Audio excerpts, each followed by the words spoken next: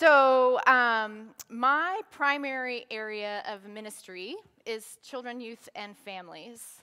And because of that, I get asked all the time. Parents and actually folks who aren't parents ask me all the time, how is it that children are raised in faith? How is it that children are raised in Christian faith? And I just got back from a week of study leave at the Western Christian Educators Conference in Lake Tahoe. I know, I have a tough life. And so we talked about that, with my colleagues and my friends, about that question, because that is the primary question that gets asked. And really, I am more and more convinced that we raise our children, all of our collective children, in the faith.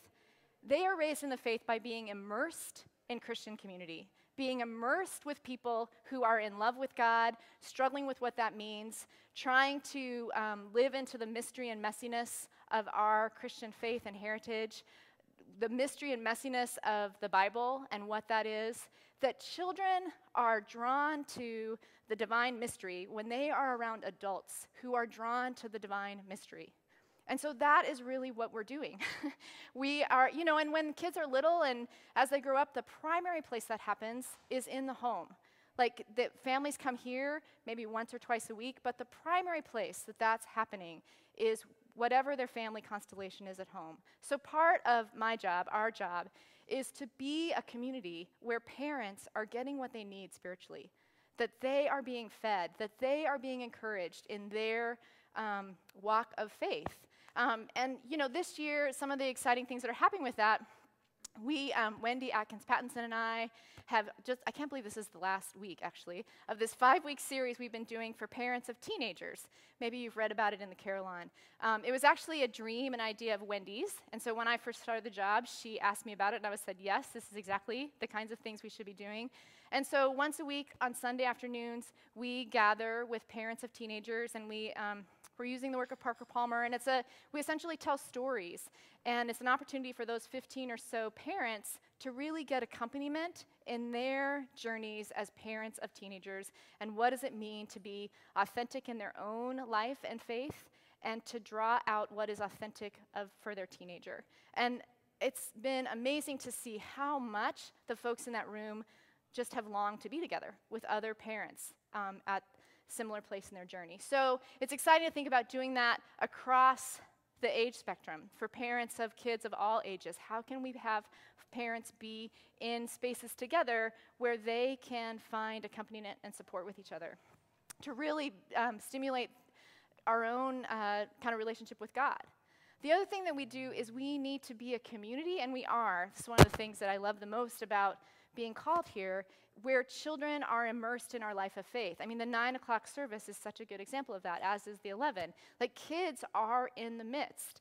We have Camp Kaz, where one of the awesome things about that is that we had, I think our youngest was Brianna, who's 2, almost 2, up to, people in their 90s, and those folks were interacting for 2 days. And that is how kids learn about what it means to be a person who is in love with God and a follower of Jesus.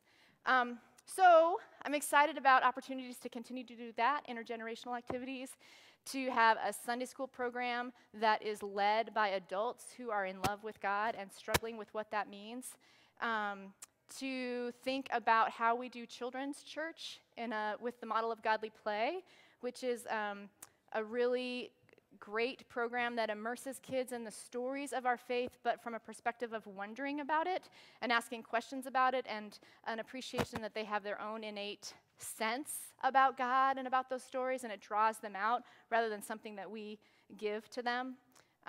So I think I've probably used up my 5 minutes, but there's a lot happening here and a lot to think about what can happen here. I mean, one of the ways we were thinking about this presentation was, what are we excited about, which you just heard, all the stuff I'm excited about, and then what are the challenges? And I think the biggest challenge for me is trying to think about how to put those folks together, what type of scheduling works best, like that's just a logistic challenge, and then also facilities.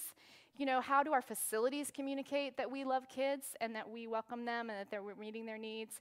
And then what type of staffing makes sense for For our youth, what's awesome that we have a part-time youth coordinator right now who's really focused on that age group.